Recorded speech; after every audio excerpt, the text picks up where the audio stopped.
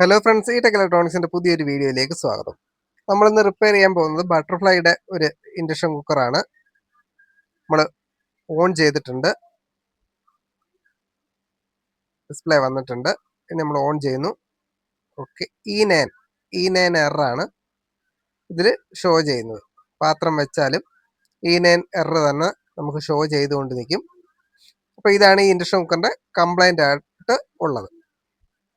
അപ്പോൾ ഈ കംപ്ലൈൻറ്റ് എങ്ങനെ പരിഹരിക്കാൻ പറ്റുമെന്ന് നമുക്കൊന്ന് നോക്കാം. വീഡിയോയിലോട്ട് പോവാം.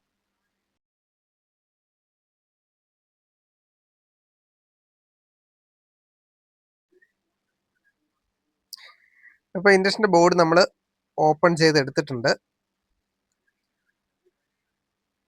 അപ്പോൾ എറർ കോഡുകൾ വരുമ്പോൾ നമ്മൾ ആദ്യമായിട്ട് ചെക്ക് ചെയ്യുന്നത് അതിൽ ഹൈ വാല്യൂ റെസിസ്റ്ററുകളാണ്. ഇവിടെ വരുന്ന ഹൈ വാല്യൂ റെസിസ്റ്ററുകൾ വിട്ടിട്ടുണ്ടാവും. അതാണ് നമ്മൾ ആദ്യം ചെക്ക് ചെയ്ത് അതിൻ്റെ ഔട്ട്പുട്ടിൽ വോൾട്ടേജ് ഉണ്ടോ എന്ന് ചെക്ക് ചെയ്യണം. അപ്പോൾ നമ്മളൊരു DC 1000 മീറ്റർ ഇട്ടിട്ടുണ്ട്. നമുക്ക് വോൾട്ടേജ് ഒന്ന് ചെക്ക് ചെയ്ത് നോക്കാം.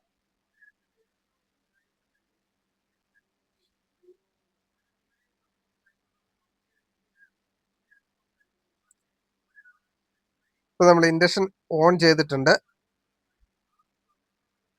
നമ്മുടെ മെയിൻ വോൾട്ടേജ് നമുക്ക് 295 96 വോൾട്ട് ഓക്കെ ആയിട്ട് നമുക്ക് വരുന്നുണ്ട്. ആ വോൾട്ടേജ് നമുക്ക് ഓക്കെയാണ്. ഇനി നമ്മൾ നോക്കുന്നത് നമ്മുടെ ഹൈ വാല്യൂ റെസിസ്റ്ററുകളിൽ ഒരു പൾസ് വോൾട്ടേജ് മൈക്രോ ICക്ക് പോകുന്ന ആ ഹൈ വാല്യൂ റെസിസ്റ്ററുകളിൽ വോൾട്ടേജ് ഉണ്ടോ എന്ന് നമുക്ക് ചെക്ക് ചെയ്യാം. അതിൻ്റെ ഇൻപുട്ട് പോയിന്റിൽ 296 വരുന്നുണ്ട്. ഔട്ട്പുട്ടിൽ നമ്മൾ മീറ്ററിൻ്റെ റേഞ്ച് ഇച്ചിരി കുറച്ചിടണം. ഒരു 20 വോൾട്ടിനകത്ത് വെക്കണം. 0.88 ഓക്കെ. ഈ റെസിസ്റ്റർ ഓക്കെയാണ്. അടുത്ത റെസിസ്റ്ററിൽ 3.01. അപ്പോൾ രണ്ട് റെസിസ്റ്ററിലും നമുക്ക് ഓക്കെ ആയിട്ട് വോൾട്ടേജ് വരുന്നുണ്ട്. അപ്പോൾ ആ ഹൈ വാല്യൂ റെസിസ്റ്ററിൻ്റെ പ്രശ്നമല്ല അത് നമുക്ക് കൺഫേം ആയിട്ടുണ്ട്.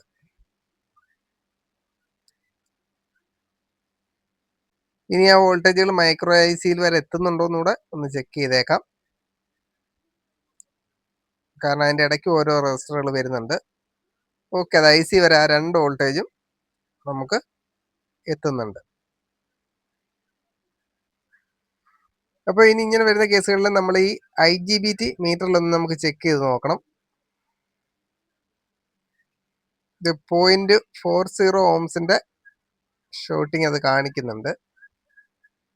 0.277 ഓംസ്. ഈ റീഡിങ് നമ്മുടെ IGBT അൺയൂഷ്വൽ ആണിത്. ഇത് കറക്റ്റ് ആയിട്ട് അങ്ങനെ അല്ല കാണിക്കുന്നത്.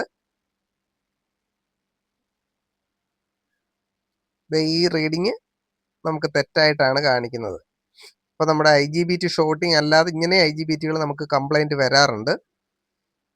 അതുകൊണ്ട്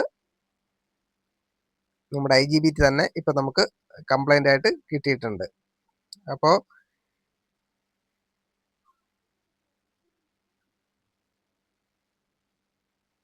ഈ ഒരു ഷോട്ടിങ് ആണ് ഇപ്പോൾ IGBT. അപ്പോൾ ഈ IGBT മാറ്റിയിട്ടാൽ നമുക്ക് ഈ ഇൻഡക്ഷൻ റെഡിയാവും. E9 എറർ നമുക്ക് മാറും. അപ്പോൾ തുടക്കക്കാർക്ക് വേണ്ടി ഇൻഡക്ഷൻ കുക്കർ സർവീസ് ചെയ്യാൻ വേണ്ടുന്ന സ്പെയർ പാർട്സിൻ്റെ ഒരു ലിങ്ക് ഞാൻ താഴെ ഡിസ്ക്രിപ്ഷനിലും കമൻറ്റിലും പിൻ ചെയ്തിട്ടുണ്ട്. ആവശ്യമുള്ളവർക്ക് അത് നോക്കിയിട്ട് നിങ്ങൾക്ക് ആവശ്യമുണ്ടെങ്കിൽ മാത്രം, ഈ സ്പെയർ പാർട്സിൻ്റെ ഒരു കോംബോ ആണ്, അത് ആവശ്യമുണ്ടെങ്കിൽ മാത്രം നിങ്ങൾക്ക് വാങ്ങാം. അപ്പോൾ നമുക്ക് IGBT ഒന്ന് ഇളക്കി മാറ്റിയിടാം.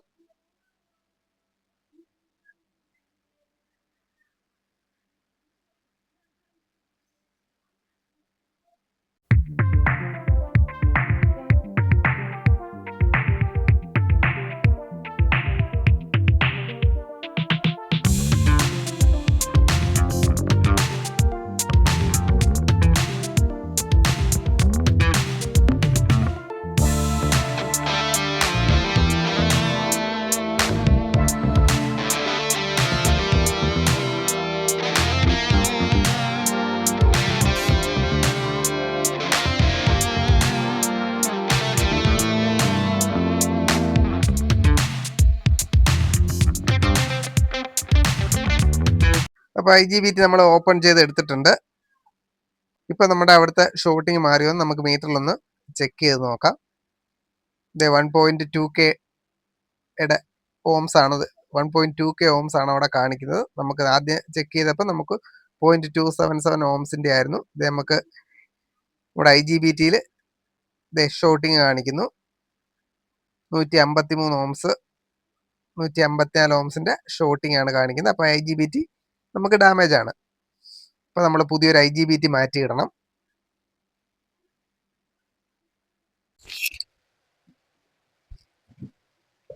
അപ്പോൾ നമ്മൾ വേറൊരു IGBT ഇടുകയാണ്.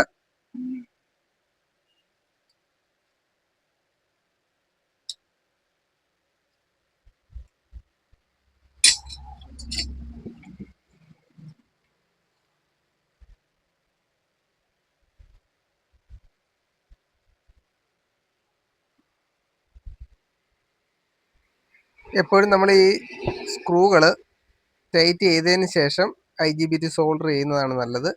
അതല്ലെങ്കിൽ IGBT വെച്ച് നമ്മൾ സോൾഡർ ചെയ്ത് കഴിഞ്ഞിട്ട് ഇത് സ്ക്രൂ ചെയ്യാൻ പോയാൽ നമുക്ക് ആ ഹോള് കറക്റ്റായിട്ട് കിട്ടില്ല. സ്ക്രൂ ചെയ്യാനായിട്ട് നല്ല ബുദ്ധിമുട്ടായിരിക്കും. അതുകൊണ്ട് നമ്മളിത് ആദ്യമേ സ്ക്രൂ ചെയ്യുക. സ്ക്രൂ ചെയ്ത് കഴിഞ്ഞിട്ട് ആ ലെഗ് ബെൻഡ് ചെയ്ത് വെച്ചിട്ട് സോൾഡർ ചെയ്യുക. അതാണ് നല്ലത്.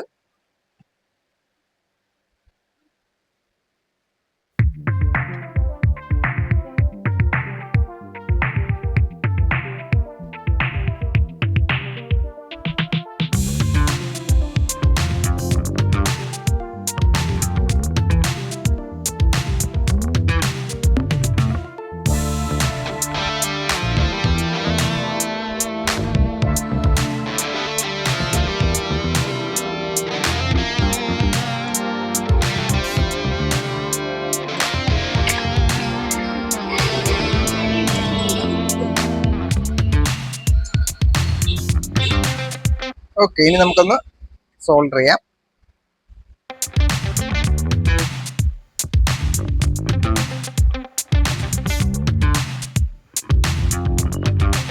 എപ്പോഴും നമ്മൾ ഈ IGBT ഒക്കെ സോൾഡർ ചെയ്തതിന് ശേഷം ഒന്ന് വാഷ് ചെയ്യുന്നത് നല്ലതാണ്.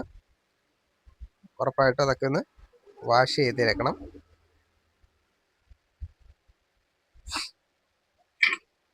ഓക്കെ, നമ്മുടെ ഇനാൻ നമുക്ക് മാറിയിട്ടുണ്ടോന്ന് നമുക്കൊന്ന് ചെക്ക് ചെയ്യാം.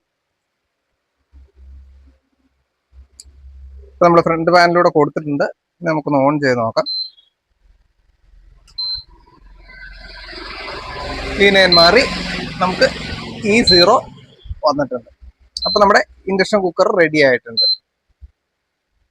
ഇതിപ്പോൾ നമ്മുടെ IGBT ഓവർ ഹീറ്റ് ആയിട്ടാണ് സംഭവിച്ചേക്കുന്നത്. അതിനൊരു റീസൺ എന്ന് പറഞ്ഞാൽ ഈ ഫാൻ നമുക്ക് കംപ്ലൈൻ്റ് ആണ്. ഇതൊന്ന് കറങ്ങി കഴിയുമ്പോൾ ഇത് കണ്ടില്ലേ, ഇത് പ്രോപ്പറായിട്ട് RPM ഇതിന് കിട്ടില്ല. അപ്പം IGBT നല്ലപോലെ ചൂടാവും. അങ്ങനെ സംഭവിച്ച ഒരു കേസാണ്. നമ്മൾ ഈ ഒരു ഫാനും കൂടെ മാറ്റിയാണ്. അപ്പോൾ IGBTക്കൊക്കെ കംപ്ലൈൻറ്റ് വരുമ്പോൾ അതിനൊരു മിക്കവാറും ഒരു റീസണുകൾ ഉണ്ടാവും. അതുകൊണ്ട് നമ്മൾ കണ്ടുപിടിച്ചിട്ട് വേണം നമ്മൾ ഇത് റിപ്പയർ ചെയ്ത് കൊടുക്കാൻ. അല്ലെങ്കിൽ നമുക്കത് വീണ്ടും റിട്ടേൺ വരും. അപ്പോൾ അതുപോലെ നമുക്ക് എന്തെങ്കിലും IGBT കംപ്ലൈൻറ്റ് കിട്ടിയാൽ പെട്ടെന്ന് ആ സാധനം മാറ്റിയിട്ട് റെഡിയാക്കി കൊടുക്കുന്നതല്ലാതെ അതിൻ്റെ ഒരു റീസണുകൾ ഉണ്ടാവും. അതുകൊണ്ട് നമ്മൾ കണ്ടുപിടിക്കാൻ നോക്കുക. അങ്ങനെ നമ്മൾ കണ്ടുപിടിച്ചിട്ട് ചെയ്യുകയാണെന്നുണ്ടെങ്കിൽ ഇതൊന്നും റിട്ടേൺ നമുക്ക് വരാതെ പോവും. ഈ വീഡിയോ നിങ്ങൾക്ക് ഇഷ്ടപ്പെട്ടെങ്കിൽ വീഡിയോ ഒന്ന് ലൈക്ക് ചെയ്യുക. അതോടൊപ്പം ഈ ചാനൽ ഒന്ന് സബ്സ്ക്രൈബ് ചെയ്യുക. നമുക്ക് അടുത്തൊരു വീഡിയോയിൽ കാണാം. Thank you for watching.